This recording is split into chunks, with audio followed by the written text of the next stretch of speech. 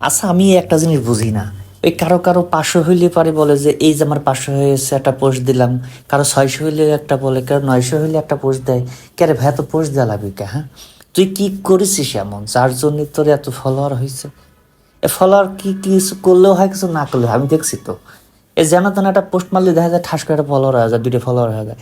কথা হচ্ছে যে যারা ফলোয়ার হয়েছে ও তাগের জন্যই সব কিছু, বুঝিস, তাগের জন্যই। তাই তাদের ধন্যবাদ দেওয়া আগে। এই দেখো দেখো দেখো, এই যে আমার যে 1000 হইলো আজকে, আমি কিন্তু এরকম কিছু করছি না, আমি জাস্ট ধন্যবাদ দিচ্ছি। এই থ্যাংক ইউ লিখে একটা 1K ফলোয়ার লিখে দিয়ে দিচ্ছি। Thank you every 1K followers. এই যে 1K ফলোয়ার্সের জন্য আমি খালি একটা ছবি আঁকছি, তারা বেড়া করে একটু কথা বলছি, আর এদিক দিয়ে কিন্তু ফলোয়ার্স হয়ে গেছে। এই ফলোয়ার্সদের জন্যই তো আজকে এত বড় একটা ফ্যামিলি, তাই না?